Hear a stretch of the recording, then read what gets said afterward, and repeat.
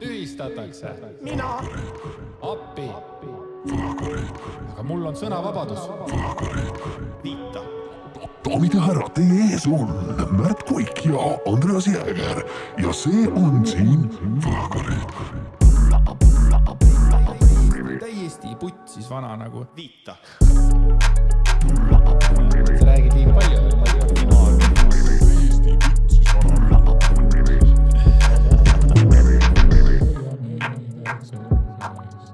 Meil on nagu, me räägime poliitikast ja me räägime huudest, meil on nagu see.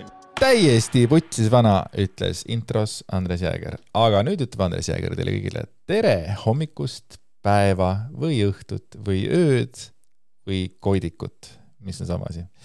Mina on Andres Jääger, see prillidega mees on selle Koik Märt. Joktrem. Joktrem, veitsid, et Batmani moodi ka. Ma olen lihtsalt pätt.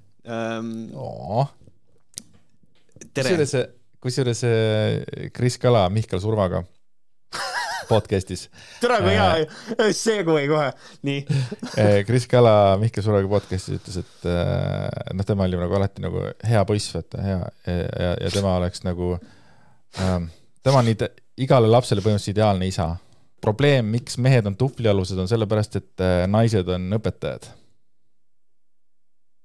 Vot see oli tegelikult, kuhu ma üldsegi tahtsin jõuda välja ja see on üks põhjus, miks Mihkel Surva kirjutas raamatu Naise iba käsiraamat. Kas naised on õpetajad? Ja et tegelikult oleks normaalne, et tegelikult on normaalne, kui algklassides ja kuskil seal on naisõpetajad on fine, aga siis oleks vaja ikkagi midagi autoriteetsemat ja mingisugust maskuliinset. Kuida, kas ta tahab poiste ja türgute kooli ka eraldi? Oota, mingit maskuliinset vaata, et nagu mees nagu siis oleks. Ja minul nagu käib, nagu mõttes, et okei, kui mehed tulevad välja tänu sellele, et naised on õpetajad ja siis nagu tulevad tussid välja, mis see mees siis teeks, kui ta tahavad veel autoriteetsemat? I have no clue. Sorry, minul on nagu nii robustselt nagu, kas nad tahavad traditsioonilist peremudelit, jah või ei? Hästi lihtne küsimus. Kui nad vastavad jaa, siis tekib küsimus, aga traditsioonilises peremudelis kasvatab lapsed üles naine. Ehk siis sul on probleem juba kodus, sest et naine kasvatab su poja üles siis ju sellisel juhul. Fucking dumbassery, täielik lollus lihtsalt, mis asja? Nii, vaatan, kas ma nüüd saan õige asja käima. Pärast 30 tahavad nad ka nüüd aitab, nüüd ma hakkan heaks. Mul seda ka ei ole. Ma lihtsalt, mul olid salvestatud paar klippi, aga ma vist viskasin need ikkagi välja ära. Ja kuidas kogu see asi on ületanud igasugused piirid ja tegelikult miks me nagu sellesse praegu alguses sahmimegi sellega ongi siuke asi nagu Naise iba käsiraamat ilmus müüki. Ja Sille Kadri Siimer oli see vahva tegelane, kes selle võttis hammaste vahel endale ja tegi Instagramis, alguses tegi story'd, kus ta nagu postitas nagu, siis nagu raamatust, mis seal on kirjas ja üldse nagu rääkis, et holy shit, nagu this shit is crazy ja siis lubas, et tuleb ka arvustus selle kohta. Ja arvustus tuligi, aga arvustus tuli natuke teistmoodi, kui mina arvasin, sest et arvustus tuli Eesti naises on ju ja siis ükere pealkiri Tahan kaisu võrdub, tahan keppi. Mihkel Surva uus raamat pidas raamatupolettidel vastu vaid 3 päeva. Aga seda ei olnud kirjutanud Sille Kadri Siimer, vaid seda oli kirjutanud appiski minu The Floori sama saate salvestusel osalenud Britt Ernevein. Aga Britt Erneveini teksti ma praegu jätaksin kõrvale, seda saate lugeda siis, kui te lähete meie YouTube'i descriptionisse sõna see link all ja ma võtaksingi tegelikult ainult Sille Kadri teksti, sest tema fucking selle teema üles tõmbas. Fucking love it. Raamat, mis tekitas kurbust ja väsimust. Raamatu luges läbi Dissidendi taskuhäälingu saate juht ja püstialakoomik Sille Kadri Siimer. Miks ma Siimer ütlesin, ma ei tea. See raamat tekitas minus kurbust ja tüdimust. 2025. aastal müüakse poodidest teost, mis räägib naistest kui objektidest, keda tuleks pidevalt vallutada ja jahtida. See käsiraamat on tõepoolest täis iba, aga mitte naiste, vaid autori enda oma. Boom! Siimer tõdes, et pärast raamatu läbilugemist jääb mulje, nagu autor taotleks, et mehed saaksid ühiskonnas oma liidripositsiooni tagasi ja igatseb veel tagasi aegu, kui väärkohtlemine oli normaliseeritud. Tema sõnul on kõik ihaldusväärsed naised salakavalad ja manipuleerivad ning nende ainus eesmärk on leida võimalikult hea alfamees, kellega lapsi saada. Ei talu Siimer, samuti naiste kastisse asetamist ega nende punktisüsteemide järgi hindamist, mida Surva oma raamatus kasutab. Mitte ainult raamatus, vaid ka Kris Kala podcastis, kui nad oma rääkisid, nad rääkisid ka ikka seda, kuidas ikkagi kõik naised, kes on nagu need kõrgema punkti, need, et nendel ei ole põhimõtteliselt maailmale mitte midagi pakkuda peale siis selle iba, eks ole, aga need, kes vähem ilusad on, et nemad ikkagi pakuvad rohkem. täiesti perses, millega me tegeleme nagu tänapäeval. Issand jumal. Minge perse raisk, kõik. Sina ka kallis kuulaja, mine saa ka. Lihtsalt sellepärast me peame sellega tegelema. Ma lootsin, et raamatu lõpus ootab point, äkki ongi see kõik iroonia või enesekriitika, ent selle asemel ootas diplom, mis muu hulgas ütles, et kui naine hakkab mingit kahtlast jama välja ajama, lajata talle lahtise käega sõbralikult pikki kannikat, pööritas Simer silm. See on, ja Mihkel Surma ise nagu reklaamib seda, kui õpperaamatut siis 18–25 aastastele meestele. Et see on ideaalne õpperaamat, kui ta hakkab mingit kahtlast jama suust välja jama, pane talle lihtsalt lahtise käega pikki kannikat ja elu läheb edasi. Ja huvitav, kui palju Surva peaks vastu nagu päriselt, kui ta on nagu vestluses inimesega, kes ei ole temaga nõus, kui palju ta sellele survele vastu peab. Sest et ta seal räägib palju, ta räägib on ju seal Kris Kala podcastis ja nagu see palju tema Facebooki seinal kirjutab, aga mul on millegi pärast selline tunne ja see on alati niimoodi ja see on minu poliitiline avaldus. Millegi pärast kõik need fucking alfa-isased, kes räägivad, et milline peab olema õige mees ja kõik see, need on minu arvates nagu kõige suuremad tussid nagu üldse, nagu ever. Et nad on lihtsalt nagu sihuke massive pussy ass behavior on kogu aeg. Iga asi on tühistamine. Iga asi on mehi solvav. Et nad nagu mängivad nagu nende asjade peal kogu aeg ja siis on jälle mehed on nüüd muudetakse naisteks nagu then stop bitching. Nagu minu arust nagu elementaarne. Ja ma tahaks näha, kui hästi Surva suudaks näiteks debatis vastu pidada. Et ütleme, et ongi kellegagi tal debatt, kus kohas ongi ülesehitus on nagu see, et ma ei ole absoluutselt nõus, ma leian, su raamat on nagu saast. Jah. Aga ja siis ma tahaks näha tema nagu mingit seisukohti, et naisi ongi vaja vallutada. Miks? Kõik mingid siuksed asjad, et näha, kui palju ta on nagu ise oma seda asja nagu suuteline dekonstrueerima, miks ta kuidas arvab ja mida. Ja palun vabandust, ma arvan, et ta tuleb see väga halvasti toime. Võt Mihkel, sulle siin mõtteks midagi, et sa võid kirjutada võhkarid.gmail.com ja yes. On 6 ja me võime kokku leppida midagi ja ehk arutame selle teemal. Praegu me võtame Sille Kadri arvustust. Nii, läbiv teema on esikaanel välja toodud mõte, et kui naine midagi ütleb, siis mõtleb ta midagi muud ja ta vajab dekodeerimist. Aga tegelikult vajaksime me naised hoopis empaatiat, kuulamist ja ausust, mitte sellist sõnakasutust, mis paneb ühe poole end alandatuna tundma. Simer lisas, et tema silmis ei ole tegu lihtsalt halva raamatuga, vaid millegi suurema sümptomina. See näitab seda, kui sügavalt on juurdunud mõte, et naise väärtus on väline ja mehe võim on loomulik. Selle lugemine on väsitav ja masendav. See ei aita naisi mõista ega meestel naist leida. Ütleks lausa, et ühiskondlikult kahjulik element.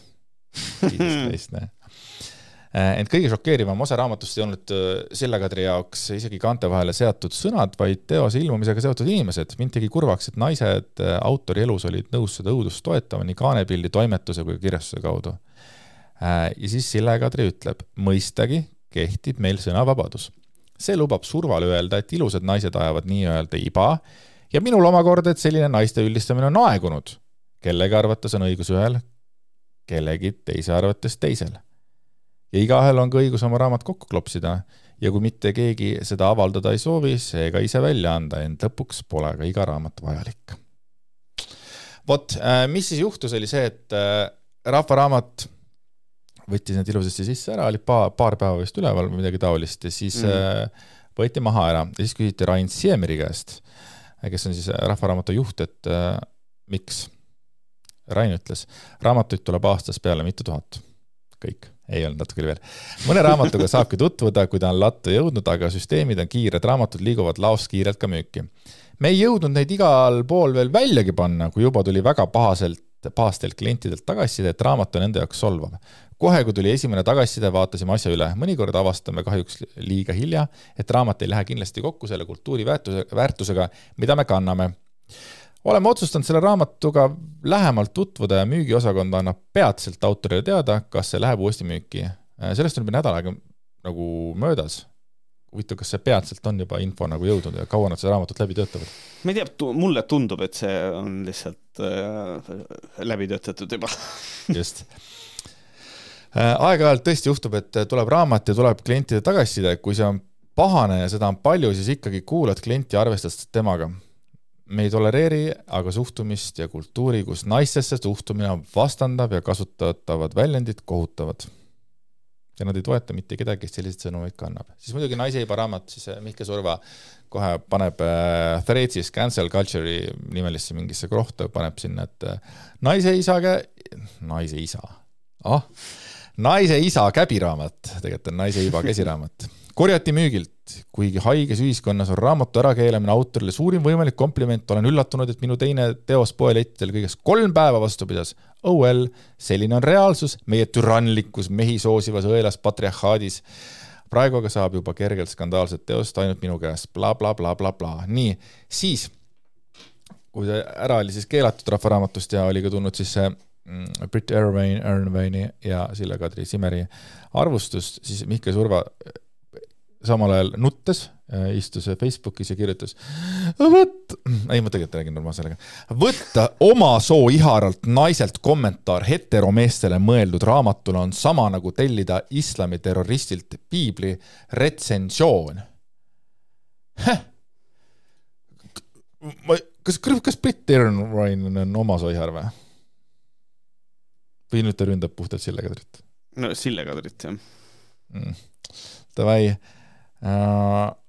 Okei. Mis sa arvad sellest? Et kas oma soo ihar naine tohib kommenteerida raamatut, mille ta käis ja ostis? No, jah, mul on lihtsalt nagu see, et see pealt näha tundub hästi lahe võrdlus oma soor ja näha, et heteromeestele mõeldud raamat, see on sama tellida islami terroristi piibli retsensioon. Aga millest aga tegelikult on see, et kui raamat räägib naistest, su raamat räägib naistest ja sellest ja see on mõeldud minu arust rääkida mehena sellest, mida naised mõtlevad, on idiootismi tase juba. Ja siis, olles teinud ise sellise loogikahüppe ja sellise loogikavea seda raamatut kirjutades, on ta järsku pahane, et naine, kes on oma soo ihar, nagu ta ütleb, kommenteerib raamatut, mis on mõeldud heteromeestele. Et mulle meeldib nagu see, et konkreetselt mul ei ole kahtluski, et tegu ei ole nagu väga kerka kriidiga. Tegelikult ei ole. Sellepärast, et sa räägid naistest seal raamatus ja palun väga, siin on naine, kes vaatab selle raamatu sisu, ütleb, et jura on. See on täielik jura. Ja teine asi on see ka, et see on raamatu arvustus. Retsensioon on midagi muud, aga kallis Mihkel ei peagi kõigest elus ka aru saama. Et see on hästi lollakas võrdlus. See on hästi lollakas võrdlus, võttes arvesse, millest tema raamat räägib, et see on täiesti, see on arulage. See on arulage, jah, et see on nagu tõesti, nagu ütlesime, see tundub nagu jube nagu hea võrdlus vaata, et ründame nüüd kuradi selle põhjalt nagu, et samamoodi oleks seda kirjutanud siis Britt Earnwain ja kuradi ma kirjutas ka, et nagu, et ei noh, mis mõttes naine kommenteerib, see on mõeldud meestele, vaata. Kui mees kommenteeris keegi, siis see on sotsidest mees, et tema ei tohiks üldse tegelikult kommenteerida tegelikult seda, mis on mõeldud, et kus me nagu sellega liigume, rääkimata sellest, et kui ta tõesti Sille Kadrist räägib, siis Sille Kadri just oli hiljuti suhtes veel mehega, just saying, aga noh, siin ei ole vahet, kõik võivad kommenteerida. Aga Silja Pointless, aga selliselt meie patriarhaadi meedia toimetab, mulle meeldib see, et tal on iga teine sõna patriarhaat, samamoodi on ka türanlik patriarhaat. Kris Kala podcastist ta ainult kasutas seda sõnade. Jah, ta kasutab seda nagu iroonilises võtmes ja see on sitaks tüütu, sellepärast, et see on lihtsalt nagu jätvates nii lolli mulje lihtsalt. Siis Mihkel Surva pöördub ajakirjaniku poole, ütleb, tänan ajakirjaniku, ta leidis tikutulega teosest ühe roppu sõna OMG, ta ütles türa aastal 2025. Mida küll sellise radikaliseerunud mehega ette võtta. Samal ajal pole meedial sooja ka külma, et kõigil kaasa arvatud alaealistel on tasuta ligipääs 10 miljonitele videotele, mis türasid näitavad. Okei. Mingisugune valupunkt, kuhu peale nagu sõrmega näidata. Väga ilus. Let me get this straight. Kas arvad, et see on vale? Kas arvad, et noortele võiks olla ligipääsu sellistele asjale, kus nad näevad türasid? Või nagu, kas siis sa oleks nõus sellega üks türa vähem on? Ja siis võta raamatusse sõna välja. Saad aru?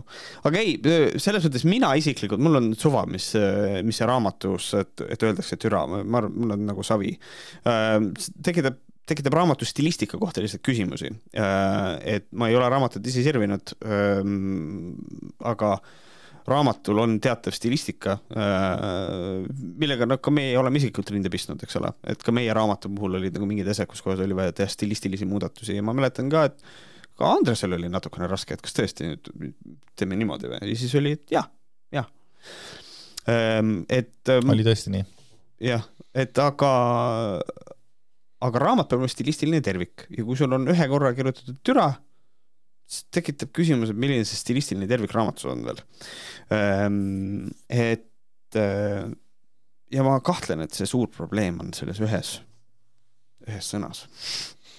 Aga ma lasen nüüd ette siis klipi, kus Sille Kadri loeb siis seda põhiosa see, et tahan kassu võrdub, tahan keppi. Nüüd selle järgneva teksti eest. Naisteiba, tahan kaissu. Tõlgendus. Kepi mind nii, nagu homset poleks. Aja see nikupulk nii kõvaks, kui vähegi võimalik ja karista mind toore jõuga. Muutu selleks ahviks, kes sa tegelikult oled. Ära ole viisakas, ära ole sina ise. Niku mind sa loom, sa inimahv, sa räpane primaat. Näita nüüd oma loomseid instinkte. Unusta, mis sulle koolis mu kohta õpetati. See kõik on üks häbitu vale. Ma tahan tõelise mehe munni. Ära halasta mu peale, lõpeta mu keele peale. Ma tahan kuulda kotte kloppimas mu reite tagakülgede vastas. Torka see punapäine vemmal nii sügavale kui võimalik. Tee ma isa uhkeks, vastutasuks häbistan enda oma. Palun. Issand, halastagu mulle nüüd selle... Issand, halastagu nüüd mulle selle... Okei. Ma just rääkisin raamatu stilistikast. Nii, kogu selle asja pealt, kuidas... Palun seletage mulle, kuidas vittu ta julgeb üldse kirjutada sellist asja, et raamatus öeldi ühe korra sõna türa. Ta leidis tikutulega seosest üles rappu sõna. Et nagu, bro, meile praegu loeti ette nagu hoopis nagu what the fuck? Kas sa ei kirjutanud seda raamatut ise või et sa ei ole sisuga kursis? My brother in Christ. Et see on ikkagi täiesti... Sorry, ma ei saa üle ega ümber. Ma pean jälle küsima. Et ma eeldan, et tegu on ikkagi heteromehega. Miks heteromees kirjutab sisuliselt nagu nii värvikalt nagu sellest, kuidas mees naist nussib? Nagu mul tekib lihtsalt küsimusi. Vaata, kuidas ta kirjeldas selle nagu mehe peenist ja nagu see on nagu dude, nagu meil on täna ma olen selles mõttes, ma olen sõnatu. Et nagu, okei. Aga vaata see, võib-olla see kõige meil retsim ongi see, et nagu, et tahan kaissu võrdub siis seda. Ja seda siis nüüd 18-25-aastased mehepojad siis võiks endale kõrva taha panna. Kui näin, et tahab kaissu, siis nad tahavad nikuksid teda oma punase otsaga Nikupulgaga. Et mis on nagu naljakas, sellepärast, et tegelikult inimestel on üldiselt tahan kaissu võib tähenda seda, et inimene tahab teist inimlikku lähedust ja see ei tähenda seksi alati, vaid lihtsalt lähedust, turvatunnet, kõike seda pakub ka teise inimese lähedus. Ja kõige haigem on selles, et nagu, kui me nagu Patreonis rääkime selle eelnädal, et siis ei olnud kogu see poleemika on alanud, või lihtsalt Kris Kala jagas oma podcastis kohe tuleb ja siis ta nagu hakkas, Kris Kala hakkas ründama igat kommenteerijat, et ei tavase naise kuradi jutt, et mis sa siin tuled, et ja nüüd nagu kuulad seda, jah, et see, kui ta ütleb, et ära hinda kaane järgi seda raamatut, siis konkreetselt see on palju hullem. Et sisu on palju hullem, kui tõesti see nagu see kaas on ju. Tead, mul on nagu selline tunne ka, et mul tekib nagu see küsimus, et huvitav, kas Kris Kalal, ja see on nagu täiesti siiras praegu koha peal, kas on võimalik selline asi, et Kris, kes pakub promo, vaata ma ei tea, kas Mihkel Surva maksis talle kindlasti maksis, ta ütles, et ta ei ole teinud juba üle 1,5 aasta ühtegi saadet ilma tasuta, nii et 1,5 aastat vähemalt on kõik tasu eest. Ühesõnaga siis Mihkel maksis talle selle eest ja siis Kris Kala võtab teatava nagu vastutuse selle eest, et ta peab raamatut promoma ka, on ju. Kas ta pani ennast nagu nüüd natukene lõksu või kas ta tunneb, et tal on mingisugune kohustus Survat kogu aeg kaitsta? Sellepärast, et millegi pärast oli vaja nagu igale negatiivsele kommentaarile vastata. Minu abigaasa ka vaatas neid kommentaare, küsis, kas sa tead seda? Siis ma ütlesin talle, way ahead of you, darling. Muidugi tean. Et nagu see, mis seal kommentaariumis tegelikult toimus, oli õudne. Vaata, ta kirjutas ka, sa ju rääkisid saates ka, et ära ole järjekordne naine, ütleb ta naisele. Et ma mõnes mõttes, nagu mul tekib see küsimus, et kas Kris saab aru, et tal ei ole kohustusi selliseid. Ta ei pea kaitsma seda Surva raamatut, absoluutselt. Et jõuame hiljem Krisini ka tema mõttemaailmani. Jah, et nagu see on lihtsalt nagu nii veider, et miks on vaja nagu viskuda niimoodi kaitsele kohe, et see on nagu see on väga hästi tahtsid öelda, et nagu shotile niimoodi viskuda niimoodi. Shotile jah, viskuda. Väga kummaline. Ja, aga ta on kogu saade see Kris Kala podcasti kuulamine oli niimoodi, et nagu see, millise austusega Kris tegelikult kuulab Mihkel Survat, kuna ta nagu Kris andis mõista ka, et tema on oma elus olnud ainult ühe naisega ja tal on nagu väga huvitav lugeda neid kogemusi kõike ja asju, ja ta oli nii hype sellest raamatust ja kuidas ta kõigest aru saab ja kuidas, oh my god, vaata, ja ta nagu tõesti, mul on tunne, et ta samal ajal poleeris kõredi tema jäigastunud punast peenist selle laua all, noh, et see oli nagu täiesti crazy lihtsalt, kuidas ta nagu seda Mihkel Survat no vaata, aga seal ongi see talle meeldis see raamat vaata, aga seal on see ka, talle maksti on 3000 eurot äkki ja siis tal on lihtsalt nagu see, et ta tunneb, et nüüd on vaja nagu täiega poleerida seda asja, et ikka säraks ja oleks nagu ilus ja kõik ja see, aga nagu see asi võib peale saadet paned pildid kokku, podcast on tehtud, klipid on tehtud, move on aga ilmselt talle meeldib, ta millegipärast, ta vist tunneb seda kohustust. Või on tõesti nagu talle nagu päriselt meeldib. Aga huvitav, kas siis see tähendab seda ka, et Krisi enda nagu naine või kas see on siis samamoodi, kui Krisi naine tahab talle kaisu pugeda, kas siis ka nagu kohe ei, Kris ütles, et ta ei ole sellega, ta ei ole päris nõus, et on ju. Siis ta ütles veel ära, et tema on leidnud sellise naise, kes ei ole kunagi sellist iba ajanud nagu põhimõtteliselt need, et noh, et nüüd ongi see, et ja kõik teised mehed ka, muide. Ja. Et see on huvitav, et okei, aga ma mõtlen, me jõuame hiljem sinna, et miks ta kaitseb või kuidas ta kaitseb seda, aga korraks selle juurde veel, et mõnes Kris nagu näitas sellega ära, et kui ta nagu varem üritas nagu näida siukene, et ma olen siukene hästi siukene enesearengu tüüp, vaata, loen hästi tähtsaid raamatuid ja ingliskeelseid raamatuid ja nimetab nimesid. Ja, thank you, ja nüüd ta siis põhimõtteliselt leiab mingisuguse kuradi aju ilusa raamatu ja selles mõttes, et nagu see keelekasutus on nagu on, minul ei ole sellise keelekasutuse vastu mitte midagi. Ütlen ausalt, minul ei ole nagu mingisugust probleemi. Nagu mina praegu siis kuulan Sille Kadrit, sellepärast, et nii palju, kui ma olen Sille Kadrit kuulanud, siis minu mõtted kattuvad Sille Kadriga 1000 korda rohkem kui Mihkel Surva mõtetega, mida ma olen kuulnud praegu siis nagu ühes podcastis, kus põhimõtteliselt 0 mõtet lõuksid kokku. Mul oli mõte ka sellega. Igatahes, vahet ei ole. Siis Mihkel Surva jätkas samal ajal nuttes Facebookis. Ja siis rahvaraamatu kommentaar, kuidas minu teos ei lähe kokku nende väärtuste ja põhimõtetega. Sulgudes muuseas küsin neilt, et millised need väärtused ja põhimõtted teil täpsemalt on. Vastust ei tulnud. PR-osakond pinnis mult raamatuid veel nädal enne ärakeelamist, sest trükikohast läks kauem. Samuti mainiti, et tahame suuremat tiraaži kui tavaliselt. 3 päeva pärast aga ei kattunud teos enam nende väärtuste ja põhimõtetega. Ja muidugi nad lihtsalt ei pidanud feministide survele vastu, ehk maakeeli lasid ennast lihtsalt täis. Kokkuvõtvalt igav, erakordselt läbinähtav ja tüüpiline maine, kui soperdis ei muud.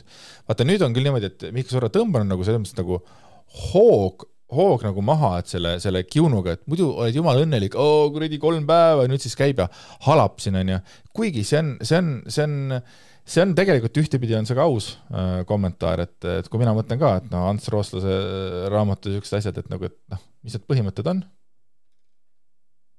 Ei no, aga selles mõttes nii Survale kui sulle soovitus, et mine hüppa Rahvaraamatu kodulehele, rulli alla, võtta sealt meist, veebaadressi rahvaraamat.ee, /et, /meist, on kirjas nende väärtused.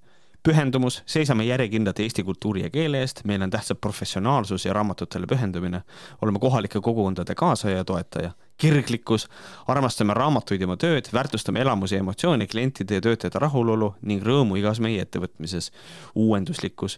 Meil on oluline olla ajast ees ja tegutseda pikaajalise eesmärke silmas pidades, me oleme ambitsioonikad, soovides inspireerida oma klienti nii raamatukaupluses kui virtuaalmaailmas. Usaldusväärsus, oleme sajandipikkuse kogemusega kultuuri ja teadmiste vahendaja, tõhus vahelüli lugeja ja autori vahel, oleme ausad, täpsed ja täidame oma lubadusi.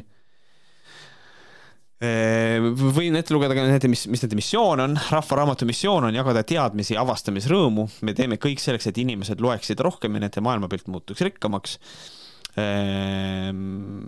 Ja siis visioon, võib-olla see on kõige tähtsam, Rahvaraamatu visioon on Euroopa kõige lugeja sõbralikum raamatümüüja, meie raamatupoed on kõige hubasemad, kliendid on kõige rahulolevamad ja me oleme oma valdkonna suunanäitajad. Jääme siis selle juurde, et see raamat oli lihtsalt liiga nagu siis nagu naiste vaenulik. Jah. Ja see oli nagu too much for Rahvaraamat, et ehk siis Rahvaraamat äkki oleks võinud seda siis nagu selles mõttes öelda. Sest tegelikult, kui ma loen nagu seda osa, et samuti mainiti, et tahame suuremat tiraaži kui tavaliselt. Ja see on ka rets, vaata tegelikult, et nagu vend nüüd ongi, okei, davai, Rahvaraamat tahab veel mu raamatut juurde ja siis veel, kes teab, äkki paneb veel nagu trükki veel suurenda või mida iganes, eks ole, et see on ka nagu tegelikult üsnagi rets, et olles raamatu autor, siis ma kujutan, et see võiks ka nagu veits nagu segadust sajada kogu selle situatsiooni, sest Mihkel Surva arvab siiamaani, et ta ei ole mitte midagi valesti teinud. Ja. Mitte ainult seda, ta nagu reaalselt Facebookis, mulle tundub, et enda arvates kirjutas raamatu, millega ta hakkab maailma muutma. Kirjutaski. Mis on nagu sitaks naljakas. Aga naljaks on see, et ma arvan, et 10 aastat tagasi või 5 aastat tagasi raamat ei oleks furoori tekitanud. Muidugi oleks, aga meie kultuur on nii palju muutunud. Kultuuri shift on nii tugev, et nagu loomulikult jah. Et võib-olla tõesti äkki Rahvaraamat oleks võinud tõesti talle lihtsalt ära teada anda, et kuulge, et su raamat oli liiga crazy lihtsalt, et me ei saa seda nagu kahjuks lubada siia müüki. Kuigi nagu see Rahvaraamatu juht ju tegelikult annab nagu mõista ka, et lõpus andis jah, see sama, et nad ei tolereeri suhtumist ja kultuuri, kus naistise suhtumine vastandav ja väljendid on kohutavad. Et nagu selles mõttes ja nüüd ma hüppakski... Aga ma arvan, et ta ei jõudnudki sinna. Ma arvan, et Mihkel Surva ei jõudnudki sinna. Ma arvan, et ta luges selle esimesed 6 rida läbi, ta juba näost oli punane, ta ei jõudnudki selleni. Ta ei ole nagu nii... Huvitav on muidugi see, et ta kirjutas neile, mis nende väärtused on. Aga nagu... Kas nagu minge kodulehele ja vaata? Jesus Christ, my dude. Nagu, ma ei tea, mis värk on sellega, ma ei tea, mul on nagu esimene mõte sellise asjaga, ma loen, et mis nende väärtused on. Tundub süke ettevõte, meil on kodulehel kirjas. Aga kas siin nagu rahuldakse või, kui sa loed selle läbi või? Sa ikkagi tahaks küsida, aga miks minu raamat ära keelati? Tema point on nagu selleks, miks tema raamat ära keelati, nagu mina ennem ütlesin ka, et need Ants Rootslase raamatud on ilusasti müügis, on ju. Mina võis küsida ka selle kohta, et nagu, miks neid ei ole ära keelatud, on ju. Et ka temal võis tekkida see küsimus, et kindlasti on palju hullemaid asju, vaata. Kui sina oled nagu fucking autor, siis sa võtad seda isiklikult väga. Sellel on raske vastu öelda, muidugi võtad, jah. Et siis ta võib lugeda 10 korda kuradi reegleid seal Rahvaraamatust, aga tema tunneb, et ta olete liiga, aga ta on nii fucking kõva mees, et just paneb kuradi suurt rõõmu, et 3 päeva juba keelati ära ja mine siis sellega edasi flowga, mitte kuradi hala kogu aeg. Aga Märdil on Kris Kala postitus ka kohe käe pärast. Jah, Kris Kala podcasti konto alt kirjutas postituse Facebooki, et mina seisan õigluse eest ja jätkan selle tegemist ilmselt vist surmani. Mulle ei meeldi ülekohus ega ebaõiglus ega ka väärkohtlemine ei füüsiliselt ega vaimselt. Uue saate külalise Mihkel Surva raamatud on tänaseks omavoliliselt ja tõenäoliselt ka lepingu väliselt Rahvaraamatu poolt müügist ja poodidest ajutiselt eemaldatud. Mul on nii palju öelda, aga ma loen teile teksti ära. Põhjus ei tea. elame veidral ajal ja ma ütlen, et see on juba täiesti uut moodi tasandilt tsensuur. Mina olen enda elus ka kogenud tsensuuri, aga see on juba uus tase. Podcasti alguses räägime Mihkliga sellest, kuidas ta soovis korraldada Rahvaraamatu Tallinna Viru Keskuse kaupluses enda raamatu esitust, kuid see lükati kohe tagasi. Põhjus oli selles, et selle otsuse tegijaks oli üks naisterahvas, kes arvas, et raamatu puhul ei ole tegemist müügiargumendiga ega ka laiemale publikule huvi pakkuva teosega ning üldse on tegemist raamatuga, mis ei ole akadeemiline. See on tõesti hävitav hinnang, aga okei, lähme edasi. Samal ajal avaldatakse igakuiselt raamatuid, mille puudub igasugune akadeemiline taust. Ka Mihkel tõi saates näite ühest tulnukatega vestlemises kirjutatud raamatu ja esitas ka küsimuse samale inimesele, kas see teine raamat on akadeemilise käsitlusega, kui tema enda omaga vastust sealt ei tulnud. Minu esimene postitus saate eelmiseks promoks Mihkli raamatuga tõmbas siinsamas kanalis postituse kommentaariumi kihama. Tegemist ei ole kuidagi naiste vastu viha ega negatiivsust õhutava raamatuga, mis näitab, et sul puudub igasugune tekstianalüüsi võime. Tegu on teosega, mis kirjeldab ühe ja mitme mehe kogemusi läbi nende suhete naisega, kust need laused pärinevad ja need endi kõrvu on jõudnud. Mihkel ei ole neid raamatus olevad laused välja mõelnud, naised on neid talle öelnud. Asi ei olegi ju nendes lausetes, mida on öelnud. Vaata, see näitab seda, mis tasemel Kris Kala on suuteline mõtlema ainult. Sorry, siin on nii palju rääginud. Me elame ajastul, kus isiklike kogemuste piiramine on okei ja vastuvõetav, täiesti ulme lihtsalt minu aju seda vastu ei võta. Ja siis Raimond Vilde on kirjutanud ohteid ohvrikesi ja Kris Kala on vastanud, keegi ei ole ohver, lihtsalt täitsa lahe näha, kuidas meie maailmas asjad käivad. Kust sul sügeleb muidu, et sa siin sõna võtad? Väga grown-up person.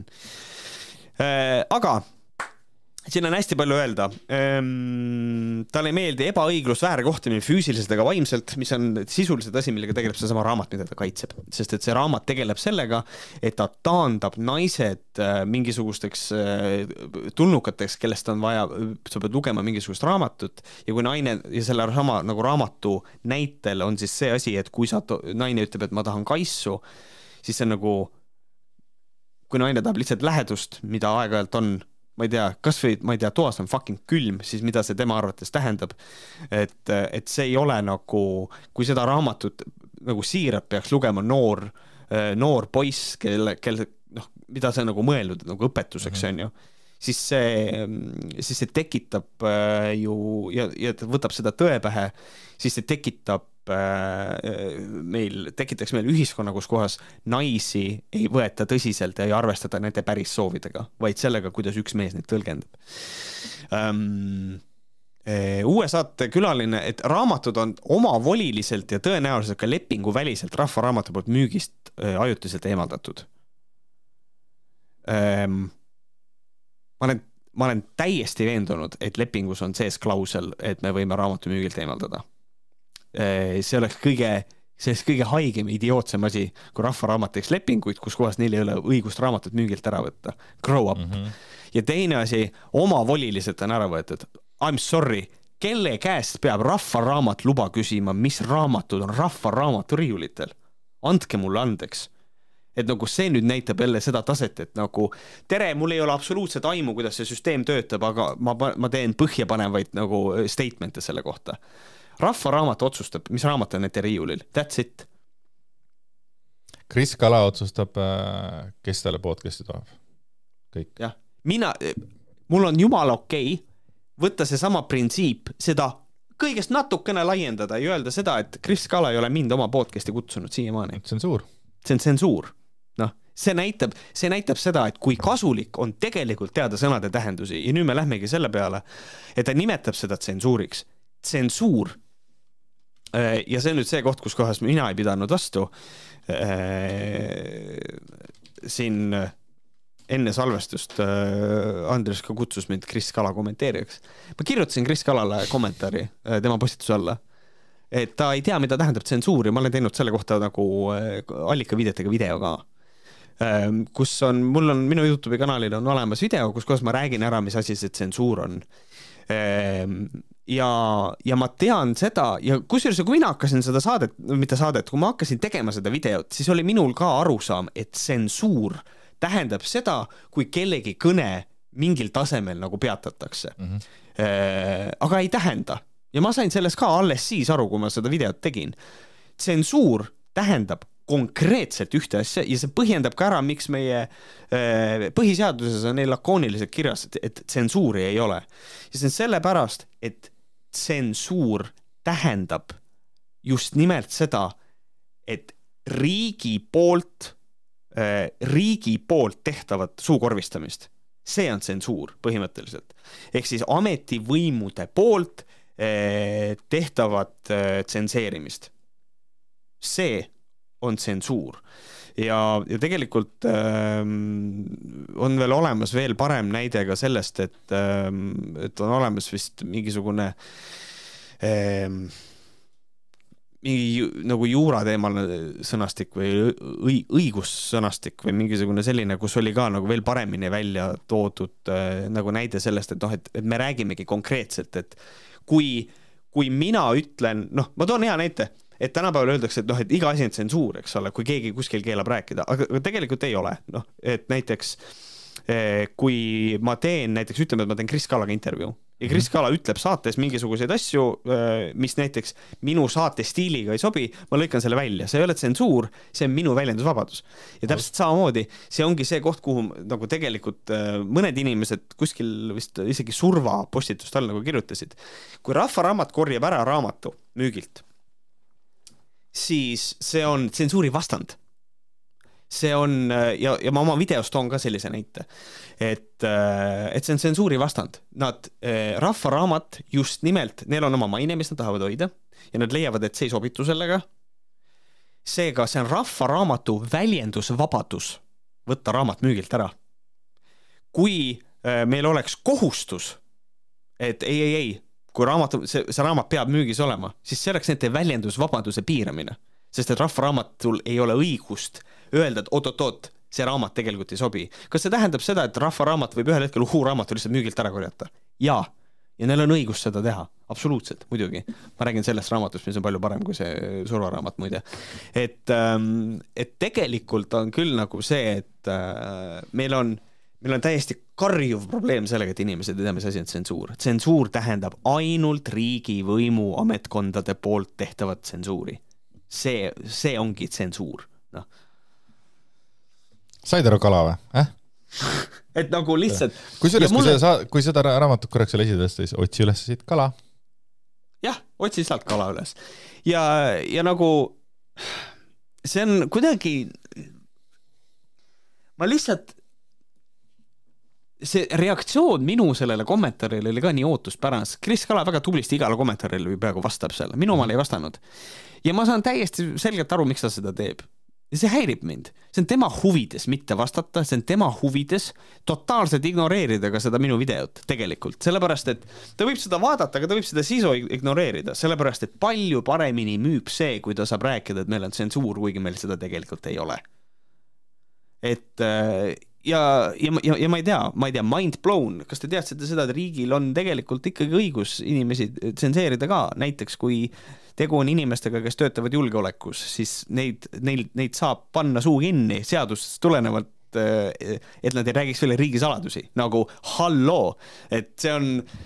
Et lihtsalt see totaalne teadmatus ja see lolli mängimine ja vaata, me jõuame sinna minu sellesse kuradi tuumerfaasi, kus kohas ma ütlen seda, et meil tõejärgne ajastu on läbi ja on antiintellektuaalsuse ajastu, siis see nagu ongi see, et sa saad nagu julmalt raiuda endale, rammida vastu kuradi rinde, öelda, mina olen loll ja ma ei õpi uusi asju juurde ja see annabki sulle nagu selle, kõik vaatavad, näe kui vapper, vaadake kui vapper. Tõesti, uskumatult vapper on see mees, kes mitte midagi ei tea. Et nagu see on minu arvates täiesti lihtsalt vastik. Vastik on nagu vaadata seda. Täiesti. Ja ma kujutan ette, et Mihkel ja Kris praegu, kui nad juhuslikult peaks seda nägema, nad on 40 minutit umbes ära vaadanud, mõtlen, no jah, aga miks mu see raamatus ära võeti sealt? See on ju tsensuur. Et vahet ei ole, mis sa neile ütled. Sa nagu, sa ei saa võita, et nagu ma olen poolele teele vastu Mihklile, et ma kujutan ette, et kui ma panen ennast tema kingadesse, et siis it hurts. Muidugi, sa kirjutad raamatu ja keegi taha seda välja lasta, muidugi, see ongi nagu nõme. Aga siis tulekski tegelikult laias laastus ära kasutada see promo, mida tegelikult Sille-Katri tegi, see, mida Eesti Naine tegi, see, mida meie teeme fucking kuradi, see on nagu see, jah, me ei saa rääkida Uhuraamatu saatest laiemalt, aga meil oli üks huvitav asi. Igatahes, sest räägime hiljem. Kris Kala ütles, et ta seisab siis õigluse eest ja jätkab selle tegemist ilmselt vist kuni surmani. Kusjuures Kris Kala ütles kunagi, et ta arvatavasti podcastib ka kuni surmani, kuni siis ta oli viimane see üksik saade, kus ta ütles, et nagu, et noh, ta suure tõenäosusega varsti enam ei tee podcastist, see ei too enam nii palju sisse. Et siis mul oli niimoodi, kui sa ütlesid kunagi, et sa surmani teed, nüüd sa ütleb jälle, viskab nagu selle õhku ära, et ta ilmselt surmani seisab õigluse eest, nagu ta COVID ajal seisis, ja siis nüüd me tulemegi selle tsensuuri juurde, et tema on ka oma elus kogenud tsensuuri. Huvitav, kas ta räägib jälle sellest fucking Delfi podcastide all istumisest, mis vanasti oli või? Kui tal oli Ausad mehed podcast, kui ta istus Delfi all ja siis käis oma maskivastasusega ringi ja rääkis, et Delfi on sitt. Et jälle, et see on tsensuur, et ta visati sealt välja või ta ei soovitud siin nagu, et jälle see on... Mis jälle ei ole tsensuur? See ei ole jälle tsensuur, sellepärast, et Delfi ei taha siin lihtsalt. Tsensuur! Mis tsensuuri all siis Kris Kala on, et ta võib kirjutada kommentaarina siia, mis tsensuuri ta on oma elu jooksul kogenud. Jah. That's all we need. Ja nagu teine asi on see, kui Kris Kala, kes on öeldud ühes oma videos seda, et tal on nagu põhiseadus kogu aeg telefonis lahti taskus, nagu telefonis, eks ole, et siis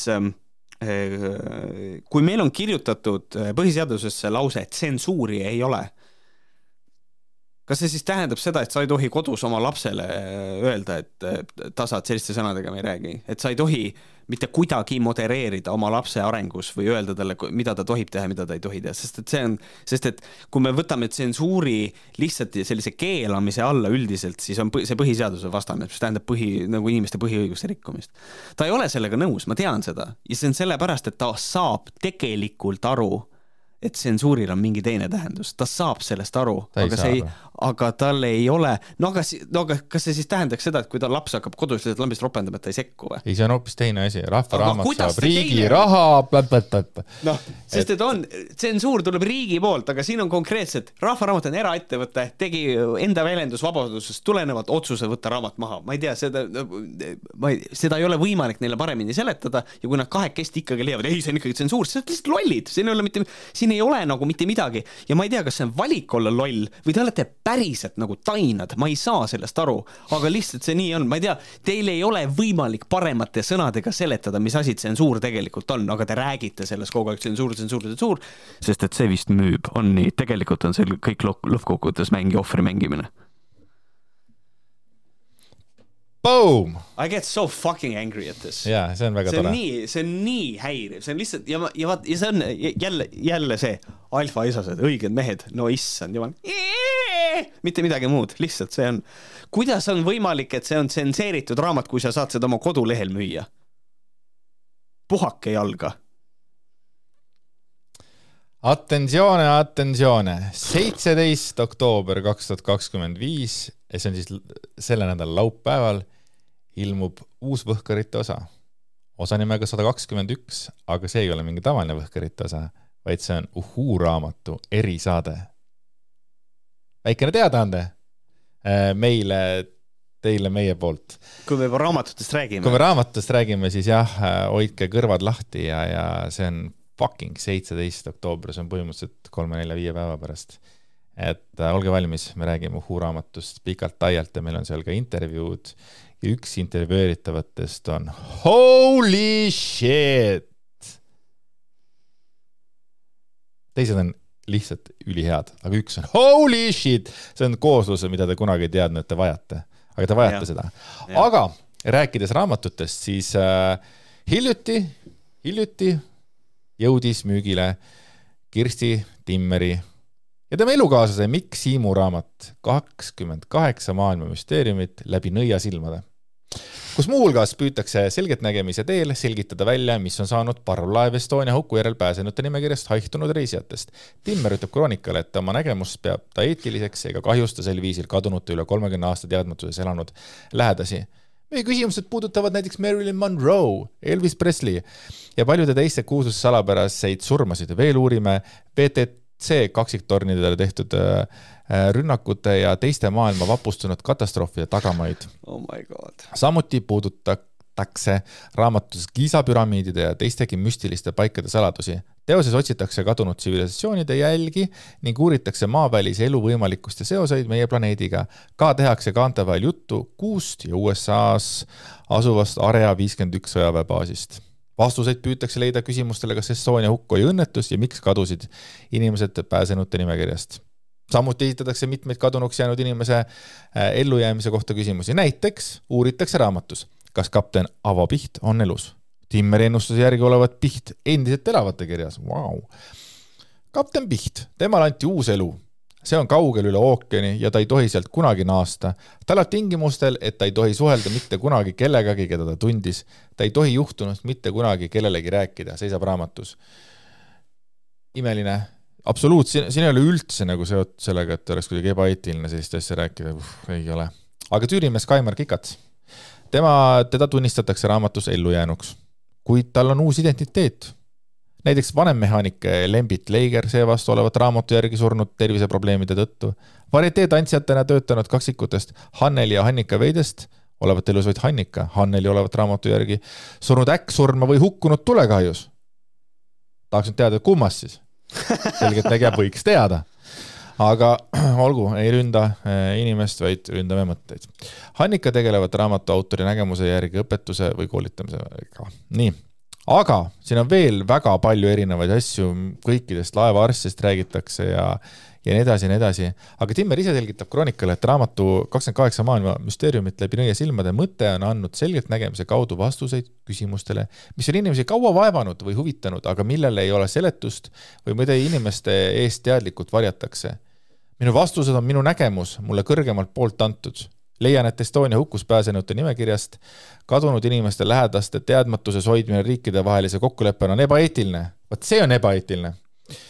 Teadmatus on kordades hullem kui teadmine. See on põhjus, miks inimesed otsivad ka minu vastuvõtul vastuseid, ka selliste teemade puhul. Arvan, et see ei kahjusta kedagi neid, kes elanud üle 30 aasta valusas teadmatuses. Eetika teemaga tuleb endiselt pommitada neid, kes laevahukku puudutava info aastakümneteks salajased kulutusid. Leiab Timmer. Et ütleme seda ka, et sealt kaudu lähedased kahjuks kuidagi midagi teada ei saa ja see on valus. Kui mul kellelegi õnnestus hingerahu anda, et tema kallis lähedane on siiski kuskil elus ja terve, siis on ehk natukenegi kergem. Ka surmaga on lihtsam leppida, kui teadmatusega see viimane on kõige piinavam inimest hävitavam, räägib autor. Ta lisab, et peab oma nägemusi eetiliseks. Samuti tuletab meelde, et me kõik oleme surelikud ning selle faktiga peab kogu inimkond toime tulema. Mul ja teil. Meil kõigil on oma aeg ja meie lähedased peavad ka selle teadmisega toime tulema. See on elu. Inimene võib kirjutada raamatu, kus kohas teil on lihtsalt, ta võtab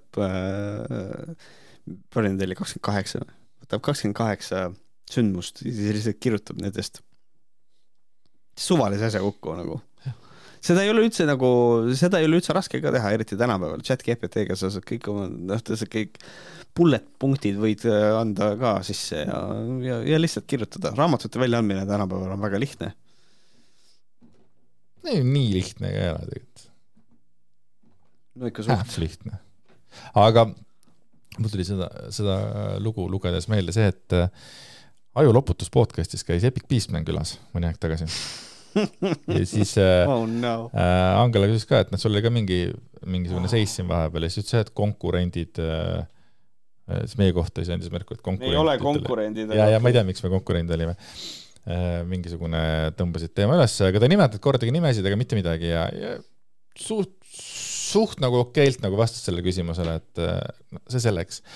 Aga siis nad rääkisid ajaloost ja siis Pitt Angela ütles, et tead see ajalugu, nad ajaloogu on vaata kirjutatud võitjate poolt, eks ole, ja et see, kes see kirjutas, see ajalugu selline on, et aga tema ei usu vaata, et me õpime aasta arvusid, 1710 näiteks mingi asi toimus, tema ei usu seda, et näidake mulle, et põhimõtteliselt point oli nagu selles, et seda, mida tema nagu ei ole näinud, seda tema ei usu, on ju. Ja siis natuke aeg hiljem nad hakkasid rääkima iidsetest mingit rahvastest. Thank you. Tubli. Ja see on nagu päriselt ka või? Sa ei usu seda, mis toimus 300 aastat tagasi, aga sa usud nüüd seda, mis toimus siis, mis iganes number aastaid tagasi, tuhandeid, miljoneid, whatever. See on väga hea tähelepanek. See on üks hea näide jälle, et sellest, et et tegelikult sulle ei sobi mingi asi, sulle ei meeldi mingi asi, täpselt nii kaua, kuni see on sulle kasulik. See täpselt sama asi, vaata, mismoodi on ju peavoolumeedia on kõik kinni makstud ja see on kõik propa ja kõik. Ja kohe võetakse peavoolumeediast, lingitakse peavoolumeedia artiklile, kui seal on info, mis on neile kasulik. Kohe. Et see on täpselt sama. See printsiip on täpselt sama. Crazy, konkurendid. Et see on lihtsalt üks viis, kuidas nagu devalveerida nagu seisukohti, mis ei ole sinu seisukohtadega nagu nõus. Aga Timmeri raamat, see müüb ja see on ikkagi ma ei tea why? Jah, nagu selles mõttes, et ma nagu mõnes mõttes ikkagi kipun sinuga nagu nõustuma ikkagi sellega, et ma nagu päris täpselt, jah, ta on praegu Rahvaraamatus näiteks teisel kohal. Et ma ikkagi päris tõsiselt mõtlen selle peale, et jah, minu arvates on see veider, et see on nende väärtustega kooskõlas sellise raamatu väljaandmine. See on natuke veider, jah.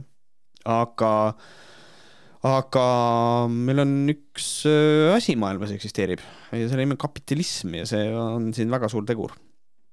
Sest et see raisk müüb päris kõvasti, mis on 35 € raamat. Jah, kui nüüd siit tuleks mingisugust suurt negatiivset pasarahet, kurat, palju huvitav see Rahvaraamatus seda infot, sest tuli nagu ja... see Mihkel raamat on pasakene.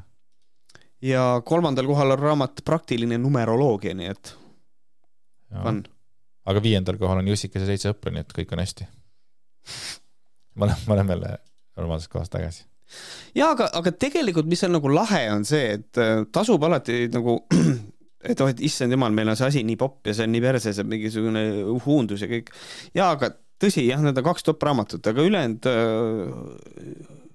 raamatu nimekirjas ei ole nagu. Praegu ei ole, jah. Et siin on ikkagi valdavalt nagu inimesed ostavad ikka raamatuid, mis ei ole nagu.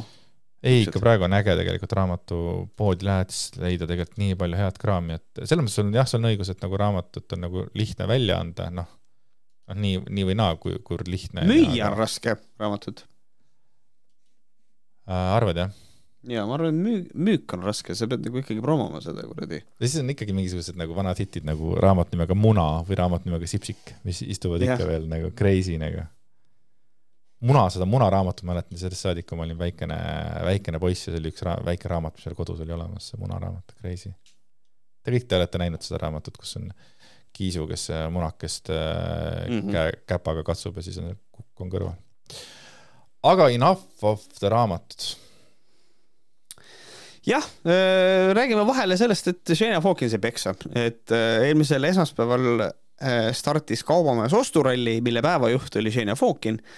Neljapäeval kirjutas Kroonika, et vaevat oli Hawkin esmaspäeval intervjuud alustanud, kui talle ligines tundmatu mees, kes külvas stilisti üle homofoobsete solvangutega. Pealtnägijate sõnul tekkis Hawkini tundmatu vahel lausa kähmlus ning kohale kutsuti turvamehed. Asi läks nii tõsiseks, et kaasat oli vaja politsei. Ja ka politsei ööpäeva infos kuvatud teabes oli välja toodud, et esmaspäeval lõi Tallinna kesklinnas 56-aastane mees, teist mees korduvalt näopiirkonda. See on vihakuritegu või? Kas ma eeldan, et ta sai selle eest lõuga, et ta on homoseksuaal? Ei tea. Kui ta sinna slörridega kohale lendas, siis peksa endis võimalik, jah? Crazy, see nagu ei kõla üldse nagu mingi Eesti lugu, aga palju tegelikult selliseid situatsioone on, et Shania on selline tuntud tegelane, et tema oma läheb üle uudiste künnise, vaata.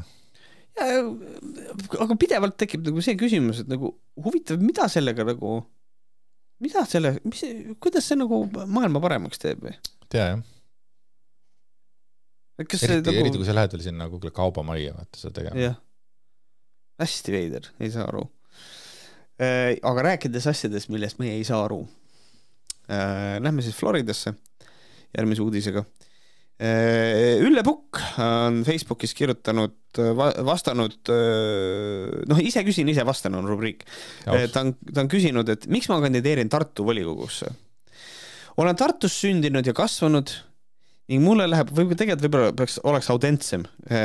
Olen Tartus sündinud ja kasvanud ning mulle läheb korda nii Tartu kui kogu Eesti inimeste heaolu. Mulle ei meeldi, et endisest vabamõtlejate kultuuri ja akadeemia kantist on tehtud ideoloogiline vangla ja raha raisatakse poliitkorrektsete labasuste peale, nimetades seda kultuuriks. Ma lähen eesti keele peale tagasi, sest ma rääksin enda vene keeles. See kõik on võltse väär, see, mis hiljuti ERMis toimus kultuurisündmuse nime all ajas normaalsed inimesed öökima, selline amoraalne kultuur tuleb peatada. Tahan tagasi saada konservatiivsete väärtustega Tartut, kus oleks turvaline mõnus elada, nii noortel kui vanadel. Soovin, et Tartu südames säiliks rohelus ja lastega pered ei peaks kartma, et mõni palja taguotsaga soosegane tänaval lapsi traumeerib. Tahan, et lapsed saaks jääda lasteks ning keelaks Tartu koolides igasuguse soosegas ideoloogilise ajupesu. Seda ei saa teha kohaliku omavalitsuse tasemel, Ülle, aga okei. Lapsepõlv peab olema turvaline ning süütu vaba seksuaalsetest suunistest. Me peame kaitsma oma lapsi idiootide eest. Sellepärast Floridas eladki. Miks just mina, sest ma pole ju poliitik ega ela Eestis, türa. See on ka oluline, Ülle. Poliitiliste kogemuste puudumine minu arust pluss, kui et miinus. Ma pole ära ostetav, mõtlen oma peaga, olen iseseisev ja elanud elu targalt. Me ei lähe ära ja me ei jää vait alles kõrval. Olen vaatamata raskustele kõigega toime tulnud ja väärtustan oma saavutusi. Võib öelda, et mul on elu poolt karastatud karakter. Minu arust on just elu poolt karastatud. Julgust olla otsekohene. Ei lase endale kunagi pähe astuda, ei karda seista tõe ning õigluse eest. Mõnda inimest häirib, et ma hetkel elan Ameerikas ja mida on mul kaasa rääkida Tartu elule kauge lombi tagant. Vot. Arvan, et mul on Tartu elusse ja otsustusprotsessidele võimalik palju panustada ka eemal olles, sest tihti näeb situatsioone selgemalt just kaugemalt vaadates. Ja näiteks, kui sul keegi paneb kokku kella laua peal ja kui sa oled samal ajal 250 kilomeetri kaugusel, siis sul on kindlasti parem ülevaade, kuidas kell kokku panna, kui see inimene, kes seda koha peal teeb. Sest et näeb situatsioone selgemalt kui kaugemalt vaadates. Lisaks on mul super analüütiline loogiline mõtlemine ning tundlik naiselik vaist ning intuitsioon. Olen elus olnud nii hingeravitseja, koolitaja ja ehitanud ka mitu edukat $1 miljoni käibega ettevõtted wellness valdkonnas. Isiklikus elus on mul samuti kõik korras ja stabiilne. Mul on soetav mees ja armas perekond. Ülle Pukk, plaan B ümarlaua liige. Tartu number 188. Kõva. Ikkagi tundlik naiselik vaist, intuitsioon ja see, et ma näen kaugelt asju paremini on õige. Mina panin tähele Facebookis oli selline asi, et Gert Kingo siin 11. oktoober tegi postituse, kuidas praeguse info kohaselt on Kambja valla elaniku sotsiaaldemokraadist Tartu vallavanema Jarno Lauri suhtes alustatud kriminaalmenetlus. Türa küll, sa oled kriminaalselt kuradi karistatud rets. Täiesti, ja ta lihtsalt nagu, kas ta nagu null mõtet oli, et kuule, ma just sain karistuse, ma olen kuradi mitu aastat kuradi tingimisi vangi mõistetud. Kus juures ongi, keegi kuskil võiks olla nagu kommentaariumis. Vabandust, kes ma saan korra sõna, et tee ka ju. Ei ole seda kommentaari siin all ei ole, et the fuck nagu. Aga ei, Ülle Pukkile edu. Tema häälte saagiks ma pakun 10. No okei, vaatame siin need... Tead, mul on hea meel, enam ei ole kaugel valimised, et siis saab selle asja ära teha. Ma juba ootan väga seda saadet, mis me teeme. Ja, aga rääkides saadetest, mida me teeme, siis on saade, mida me oleme teinud korduvalt, on Venno Loosaar. Ja Venno Loosaar on ka täna meie saates tänu Irene Laurile. Tere, Venno! Tere! Irene Lauri on nüüd selle toonud päevavalgele jälle, selle hirmsa loo. Nimelt, arvamus on see asja nimi. Alaealise seksuaalses väärkohtlemise süüdimõistet Venno Loosaar ei ole avalikkuse eest kohta. Nii, 26. septembril Lauluväljakul toimunud Oktoberfesti avapäeval juhtis õhtut Venno Loosaar. Kui tema nimekavas ei olnud, oli ta kohal, lihtsalt tuli lihtsalt hakkad läbi viima seda. Nimekavas ei olnud, aga ta oli kohal ning viis läbi õhtust kava täie enesekindlusega. publiku hulgas võis see paljudele tunda lihtsalt tavapärane lõbus meelelahutus, aga kellelegi teisele, eriti tema kuriteo ohvrile, võis see olla läbi meediagalerii valus ja alandav hetk. Nii, mis mulle tegi nalja oli see, et ta nagu Irene oli seal, vaatas, Venno Loosaar on kuidagi väga enesekindel. Kuidas Venno Loosaar oleks pidanud huvitav seda õhtut juhtima? Tere! Või nagu... Käed suusas. Mulle väga meeldis see, et tekstist nagu jääb natukene selline mulje. Nagu vaata, see juhtis tähelepanu ka, et nagu lihtsalt tuli sinna, hakkas õhtut juhtima. See nägi välja tõmbismoodi, see nägi välja niimoodi, et inimesed istuvad, kurat, meil ei ole. Kas keegi saaks, meil ei ole õhtu juhti, kas keegi saaks tulla? Venno Loosaar mõtles, nüüd on minu hetk, tõusis püsti. Ja siis vaadati, kas keegi saaks palun püsti tõusta, kes saaks nagu näidata seda, et ta võiks seda juhtida. Ja siis Venno lõpus tõstis käe. Sa seisadki püsti. Vabandust, ei pannud tähele. Ja siis lasti õhtut juhtima. Kas tegid Vennole praegu pikkuse nalja või? Lähme edasi. Ootaga, ma unustasin öelda ennem, et kui Ülle Pukk on ju rääkis hirmsast loost, mida Ermis tehti, õudus, siis Võhkarid patroonhääling 111, mille pealkiri oli PSH versus Mallukas versus Valge tüdruk. Me rääkisime pikalt sellest õudusest, millega Ermis tegeleti. See oli hirmus õudne, pluss Mallukas PSH, pum. Nii, aga tuleme nüüd tagasi. Nimelt, nüüd me räägime minevikust, tunnistas Harju maakohus 2021. aasta märtsi lõpus Venno Loosaare süüdi tahtevastases sugulise iseloomuga teos lapseealise vastu ja mõistis selle eest karistuseks 4 aasta 9 kuu pikkuse vangistuse, mis tähendab, et Loosaarel oli vähemalt septembri lõpuga karistus täielikult üle kandmata. Lisaks leiti tema arvutist lapsporno pildid. Irene kirjutab, need ei ole vead minevikus, mida võiks võrrelda liiklustrahviga või maksuvõlaga. Need on kuriteod, mille keskmes on laste väärkohtlemine ja kannatanute elu pöördumatu muutmine. Jah, Oktoberfest ei ole otseselt lastele suunatud üritus, kuid tegemist on pereüritusega, kuhu tullakse koos abikaasa sõpradega. Kui laseme lavale mehe, kelle nimi on igaveseks seotud laste väärkohtlemisega, milli signaali see ühiskonnale annab? Et aeg parandab kõik haavad, et 4 aastaga unustame ja andestame? Kas ohvrid unustavad? Vaevalt. Kujutlagem hetkel, mida tunneb noor inimene, kes on pidanud läbi elama väärkohtlemise trauma, kui ta näeb meedias pilt oma väärkohtlejaga lõbusat rahvamassi juhtimas. See ei ole abstraktne küsimus õiguse ja karistuse teooriast, vaid inimlik reaalsus. Seksuaalkuritegude puhul ei saa rääkida avaliku elu rehabilitatsioonist samas mõttes nagu mõne poliitiku ärimehe puhul, kes on majanduspettuse eest karistada saanud. Avalikkuse ette astumine tähendab uue rolli võtmist, see on positsioon, mis toob endaga kaasa usaldust eeskuju. Seksuaalkuritegude puhul ei tohiks sellist luksust enam olla. Mitu aastat peaks mööduma enne, kui sellist inimest võib taas avalikult esineda, enne kui sellist inimest võib taas avalikult esineda? Eestist on see õige lause? No ei ole. Mõtlesingi, et vahest libiseb läbi, ei ole midagi. Vastus on kirjutajaks jah, lihtne. Mitte ühtegi. Ei ole olemas üht normaalaega, mille möödudes muutuks laste vastu suunatud seksuaalkuritegu olematuks või annaks loa uuesti avaliku elu tegelaseks hakata. Vaat see oligi see, mis ma nagu tegelikult sulle saate alguses enne saadet ütlesin, et siin võivad meie arvamused eraldi minna, sellepärast, et ma tean väga tugevalt sinus arvamust selle kohta, kui inimene on oma karistus ära kandnud, siis ta tegelikult võiks olla nüüd nagu rehabiliteeritud siis või, ühiskonda? No ta võiks saada rehabilitatsioon on midagi muud. Ma mõtlen seda, kui inimene on toime pannud kuriteo ja siis ta istub oma aja ära, siis küsimus on selles, et kas teda on vaja veel karistada, aga see sõltub väga palju sellest, mida ta teinud on. Just, nüüd ma tahangi teada sinu mõtted selle koha pealt. See mõttearendus ei ole nagu vale minu arust. Mina leian, et on täiesti okei niimoodi tunda, et Venno Loosaar ei tohiks avalikkuse ees esineda niimoodi. Ma saan sellest aru. Meil on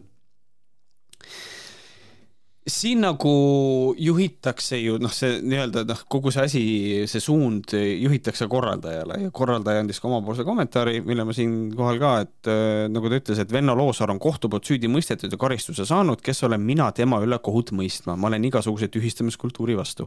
Väga ilusasti ütleb välja terve inimese maailma vaate. Ma isegi tea, mis erakonda ta valib, selle alusel võiks öelda. Aga siin on tegelikult nagu see asi, et meil on väga erinevad kuriteod. Et kui inimene sõidab purjus peaga või kui ta seksuaalselt väärkohtab lapsi, siis jah, ma leian seda, et kui keegi on purjus peaga sõitnud, kas ta võiks olla kunagi Eesti president? Ja has happened by the way. Aga selle nagu laste väärkohtlemisega on küll nagu see, et ma saan sellest mõttest ju aru. Jumal, nagu selles mõttes see asi on tal küljes ja see on nagu hoopis teistsuguse kaaluga. Me riiklikult ei saa seda nagu tagada, sellepärast et see oleks tsensuur sisuliselt. Aga me nagu ühiskonnana küll võime ju anda hinnanguid ka peale seda, kui inimene on kuriteo toime pannud ja karistus ära kandnud. Et mul ei ole nagu mitte midagi selle vastu, et inimesed sellise hinnangu annavad ja ütlevad, et see ei ole okei. Et siin kui oli mingi lastefilmi mingi esilinastus, siis oli ka Venno Loosaar oli kohal ja siis oli ka nagu küsimus, et mina olin vihanud.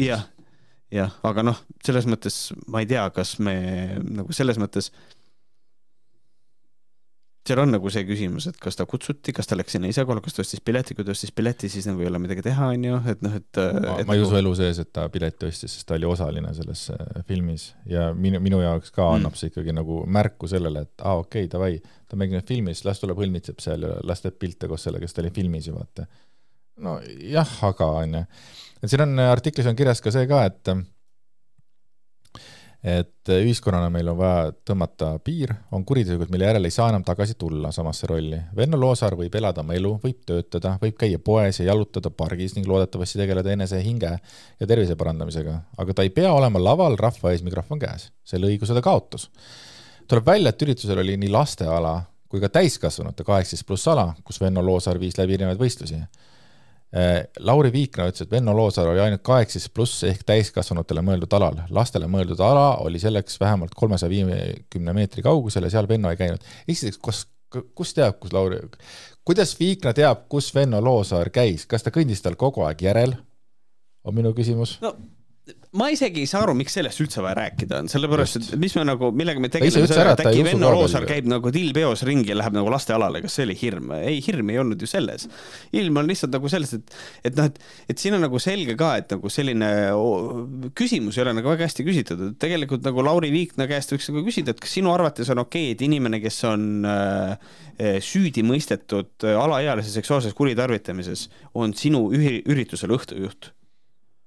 Ja kui ta nagu, siin on nagu see, ma tahaks nagu teada nagu vastust sellele ja siis küsida, et okei, aga nagu, miks sa tema kutsud või nagu midagi, ja nagu samal ajal ma ikkagi panen ennast sinna positsiooni ka, et ma nagu, ma ka ei taha keelata, kuidas teine ettevõtja, keda ta kutsub oma üritusele õhtujuhiks on ja see on ka nagu veider minu arust, et nagu tahab siis kutsub, aga nagu veider kutse, jah, ma ei saa aru, jah, see on imelik, jah. Ja oleks, et sellest on möödas 10-15 aastat, ei ole ju, et see on ikkagi piisavalt värske. Mõngi selle asja juures see, et ta ei annanud oma karistustel ära kandnud 26. septembril. Tema karistus veel kestis. Et septembri lõpuga oleks saanud tegelikult ta puhtaks poisiks saaks võinud öelda, et ma olen oma karistus ära kandnud, ma olen nüüd hoopis teine mees, kõik korras, aga ta karistus käis veel. Vot siis. Kuradi Venno, ei saa me sellest vennast ka kuidagi mööda nagu. Aga jah, üldiselt ma leian seda, et jah, see on, selle üle saavad otsustada ürituste korraldajad, keda nad kutsuvad ja kõik seda, aga ma saan sellest mõttekäigust väga nagu aru, et kui mina oleks ürituse korraldaja Venno Loosaar, ta ei oleks nimekirjaski üldse, et olla kutsutud või veel vähem midagi juhtida seal. Ma leian, et see oleks lihtsalt nagu sorry, aga minu silmis, nagu see artikkel ütleb, et selle õiguse ta kaotas. Ma leian, et see on täiesti okei seisukoht. Ta nagu juriidiliselt ei ole seda õigust kaotanud, aga nagu moraalselt küll. Venno Loosaar on 56 aastane või? tule, kus aeg lendab, noh. Mäletan, et seal enne TV3 oli EVTV. EVTV. Ja seal oli ka mingisugune lasteteater Trumm äkki või, kus ta oli ka üks seal esineteks. Ma mäletan, seal ma nägin esimest korda teda nagu. No kuule, mul oli Otto Triin ja Tibu ja Jäpe, noh, kuradi bänger. Okei, Tibu ja Jäpe oli ka kotis sind, jah? Jah. 98, jah, Truus olid veel siis niisugune piisavalt noor nagamann, jah.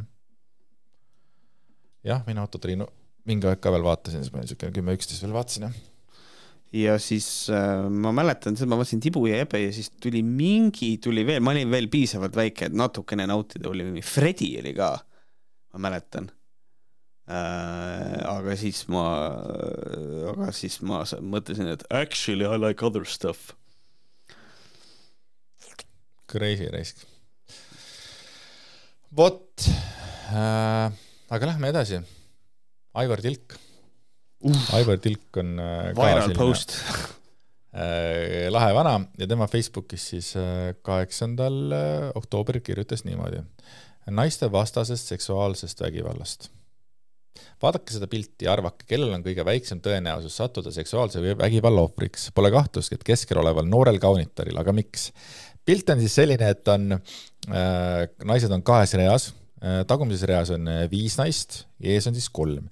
Ja siis sellest 8 naisest siis 7 on sellised Kim Kardashian lookalike'id kõik, aga hästi paksude huultega. Ja ütleme, et siis erineva partiiga, mis on ka võib-olla selline väljapaistev. Ja siis üks keskel on siis selline all on selline, nagu ta ütleb, keskel olev noor kaunitar. Miks ta kirjutas noor kaunitar? Ei tea, aga jah, selline tavalise näoga. Kusjuures ja hästi oluline asi on, see on vaja ära mainida. See pilt on AI genereeritud. Just. See on kõige olulisem selle juures. See on AI genereeritud pilt. Sest, pole kahtlust, et keskel oleval noorel kaunital on kõige väiksem võimalus sattuda seksuaalse vägivalla ohvriks. Miks? Sest huulte süstimisel, nagu ka tätoveerimisel, on sügavam tagamõte. Tätoveerimine arendab ühiskonnas alateadlikku agressiivsust ja füüsilist vägivalda. Tätoveerimise kultus on tulnud vanglatest bla bla bla, aga naiste elu on okay. Vale, täiesti vale, aga okei. Ja see teine pool on mõnes nagu crazy nagu. Naiste elu on tsükliline. Looduses on emaslooma viljastumise soov väga lühiajaline. Sellega kaasnevad voolused ja tursunud suguelundid. Ma olen täiesti kindel, et Aivar on nii palju tussi saanud selle lause peale, et kallis, kui ma tohiksin seda tursunud suguelundid katsuda. Sama ka naistel. Naiste näos sümboliseerivad suguelundeid huuled, seksuaalse erutuse korral nad kergelt punduvad ja muutuvad niiskeks. See näitab, et naine on seksuaalselt erutunud. Naiste näos sümboliseerivad suguelundeid huuled. Seksuaalse erutuse korral nad kergelt punduvad ja muutuvad niiskeks. See näitab, et naine on seksuaalselt erutunud. Jah, ma lugesin 2 korda seda, sest ma nagu ei suutnud uskuda seda. Huuli suudeldaksegi. Vau! Et saavutada reaktsiooni alakehas. Ta mõtleb siis tursunud suguelundites. Ja kontrollida võimalust vahekorraks. Nüüd aga lasevad naised süstida huuli ja värvivad nad läikivaks. Pundunud ja niisked huuled sümboliseerivad seksuaalset erutust, mida mehed alateadlikult loevad. Pole siis imestada, see tõmbab seksuaalse huviga mehi nagu magnet. Kuigi naine võib öelda ei, loeb mees huultelt midagi muud ja sellises olukorras end maha raustada on raske. Täiesti perses, mul ei ole sõnu, see on lihtsalt nagu lõppkokkuvõttes see, kas vägistamine leiab aset, teate, seda otsustab vägistaja. Seda ei otsusta see ohver, seda otsustab vägistaja.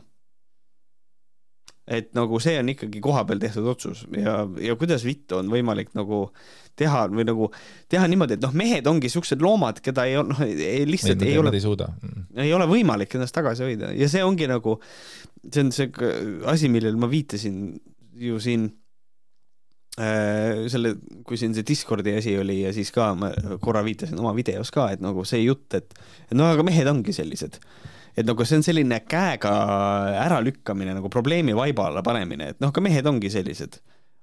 Aga mis me siis, et nagu, aga siis midagi on vaja teha ju, see ei ole ju normaalne, et nagu me ju ei saa võtta seda positsiooni, et mehed ongi sellised, siis me normaliseerime seda ja siis me ju ei tee ju mitte midagi selle tarbeks ja lükkame kogu vastutuse naistele ju sisuliselt. Ja see on nii pöörane.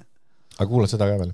See ka naine, kes süstib huuli, saadab välja vale signaale enda olukorra kohta ja oma rumalusest tõmbab sageli kaela õnnetusi. See puudutab eriti vallalisi naisi. Kuidas see ainult vallalisi naisi puudutab, kui mehed ei suuda enda instinkte üldse kontrollida, kui need näevad pundunud huultega, märgade huultega naisi, need kohe lähevad, topivad ja hakkavad asju tegema. Huvitav, kas minul on ka suurem võimalus vägistamise ohvriks saada kui sinul näiteks või?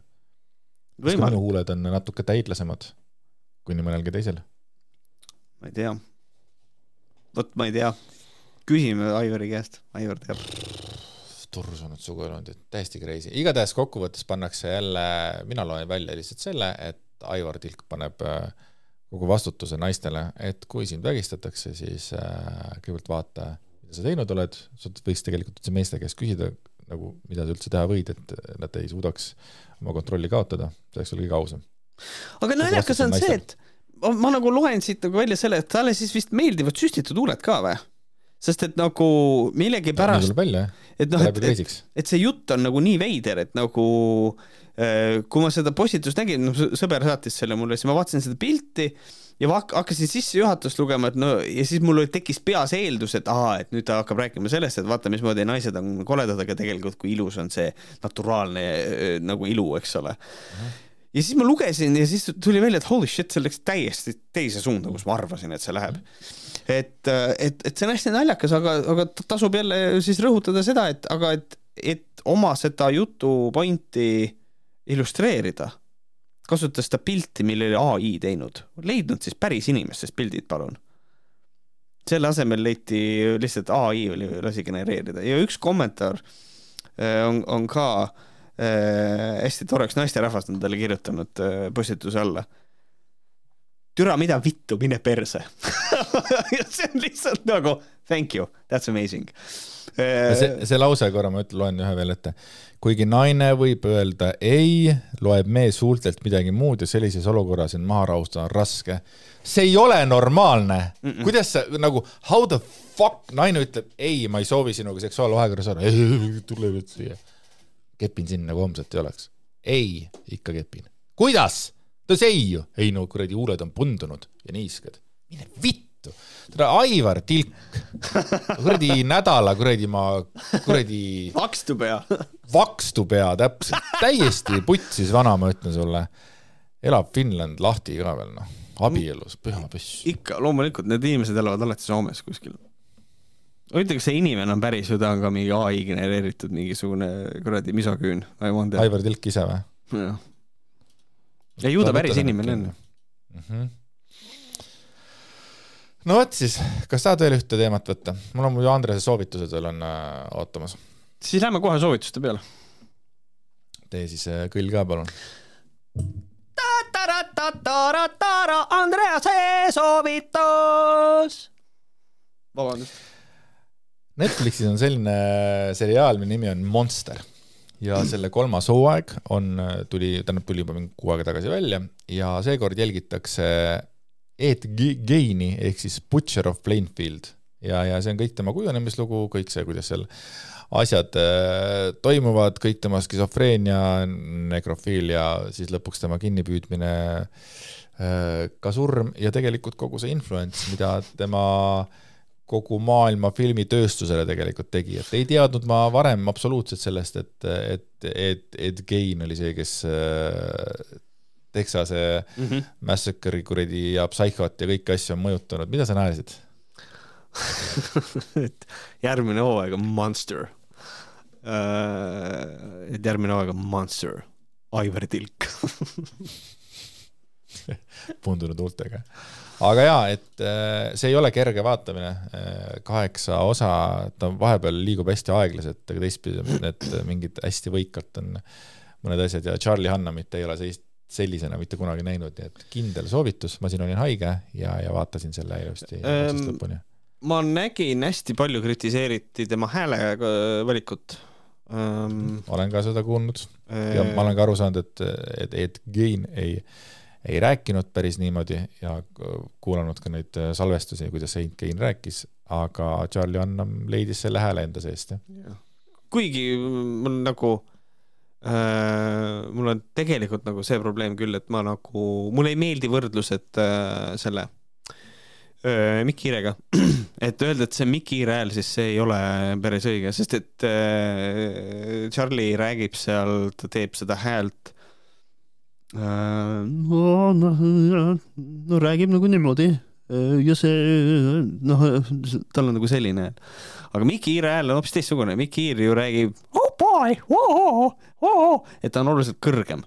Et nendel häältel on mingisugune sarnasus nagu, ma muidugi praegu räägin nagu mingis näitlejatehnikast on ju, aga Mikk Hiirega võrdlus ei ole absoluutselt kohane. Ma ka ei võrdleks. Et igatahes mina annan selle sooja soovituse. This shit is crazy. Siis ma rääkisin siin paar saadet tagasi, et ma tahan minna vaatama Minu pere ja muud kloonid dokumentaalfilmi ja ma käisin seda vaatamas ja ma panen 10/10. See on imeline dokumentaalfilm ja siis filmi vaieldamatu staar oli Emma Tross, kes on siis Haide Männamäe ja tema mehe siis nagu üks vanim tütar nagu, ja Tristan Priimägi võttis tegelikult jumala hästi selle filmi kokku ja ta kirjutas, siinne tulemus on midagi märksa enamat, kui poleks oodanudki, kuna on võetud keerulisem ülesanne ja fookusesse tõstetud kogu pere vanemate suhe oma 3 lapsega ja nende ühise kasvatamise lugu läbi filmimisperioodi 7 aasta on film kantud sügavast nostalgiast, sest vaataja tajub ajakulgu ning mõistab pere raskusi ning oskab hinnata nende ületamiseks vaja minevat ühtsustunnet ka väga keerulisel hetkedel. Väga ilus film on see. Minu pere ja muud kloonid tõesti 10/10. Vot.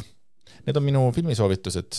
Loomulikult ma annan teile ka saatesoovitusi, et ma korraks mainisin siin vahepeal ära, et ma sõidan nüüd sellega üles dokumendiga, et 17. oktoober laupäeval ilmub Võhkõrite 121. osa, mis on pühendatud puhtalt uhuraamatule, kus meil on ka külalised saates. Me intervjueerime erinevaid inimesi ja räägime oma mälestusi, kogemusi siis selle uhuraamatu tegemise ja olemisega, et uhuraamat sai 1 aastaseks või kohe saab 17.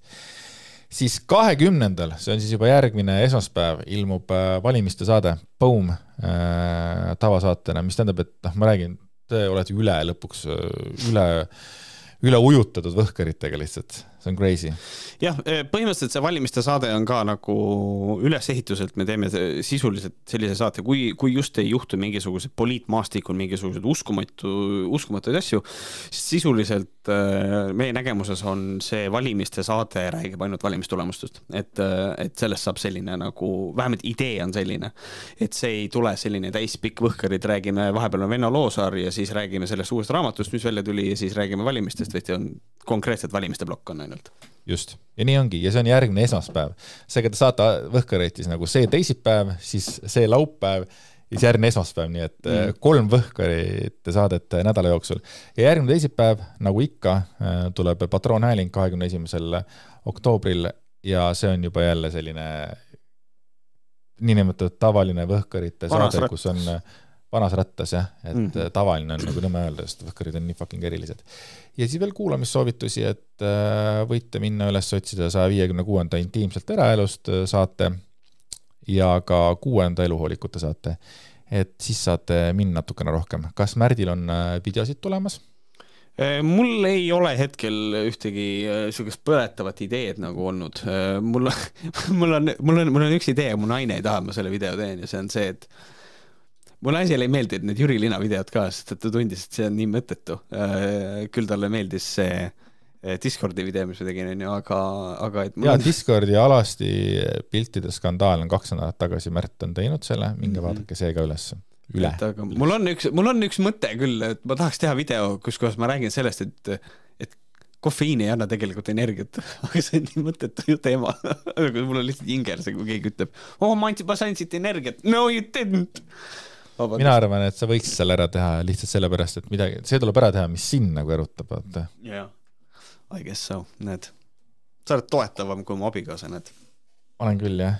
Ja kui oota, Venno Loosaare kohta on ka see lahe asi, et ma siin ühe kommentaari seivisin ära, et mida tegelikult inimesed Venno Loosaare kohta arvavad. See on siis Kroonika kommentaariumist. Mis kuradi vendetat need ajakirjanikud Venno suhtes peavad? Juba mitmes artikkel, samasisuline artikkel, nii on kirjutatud, sellel teemal. Kohtuotsuseks. Aga minu sisetunne ütleb, et Vennole tehakse meediapeksuga räigelt liiga. Venno on oma karjääri jooksul puutunud tuhandete ja tuhandete erinevate lastega. Ja nüüd on üks süüdistus, et Venno on pervert. Kui see oleks tõene, siis oleks kindlasti veel ka teisi lapsi ja lapsevanemaid, kes oleks süüdistusega liitunud. Kuivõrd seda pole juhtunud, siis pigem julgen väita, et Venno ei ole see, kellena meedia püüab teda näidata ja südameid on väga palju. Seda lastepornot tegelikult ei olnud arvutis üldse. Ja see vana hea, et ei noh, kui ta on ainult palun vabandust Augeas, kes see kommenteeris seda. Üks seksuaalne lapse väärkohtlemine on liiga palju. Punkt. Me ei peaks sellest rohkem rääkida. Ta ei saa öelda, aga ta tappis ainult ühe inimese ära. Ta keppis ainult ühte koera. Ta varastas ainult ühe kuradi riigisaladuse. Ma tean, ma läksin tõesti kuradi, ma ei tea kuhu. Aga fakt on see, et jumal tänatud, et ainult üks on. Kui me räägime ainult, ma ütlen, üks on liiga palju, aga me räägime, et jumal tänatud, ainult üks on. Palju hullem oleks see, kui Vennol oleks neid ohvreid kuradi fucking, ma ei tea. 2 on hullem kui 1, jah. 2 on hullem kui 1. Aga see 1 on liiga palju. 1 on liiga palju muidugi. Aga tee oma mingisugune mõte veel ära ja siis ma lasen ühe klipi siia lõppu veel. Tead, ega mul rohkem mõtteid ei olegi. Aitäh, kohtume järgmine kord. Hästi palju on võhkarid tulemas nüüd, nagu Andres andis teada. Ja kes see monteerib? Mina. Et näeme varsti. Igalühel on oma tööd, Märt. Igalühel on oma tööd. Aga Miku, TikToki Miku ütleb päeva mõtte siia saate lõppu. Oota. Vaidlemine ei vii kunagi sellist käitumist ümber ringi, vaid jää mustama. Ei saa aru, mis sa räägid, aga okei. Tõsi. Väga hea. Ei vii mitte Google Mustamäele. Aga olge mõnusad ja pange hullu. Davai. Tšau. Tšau.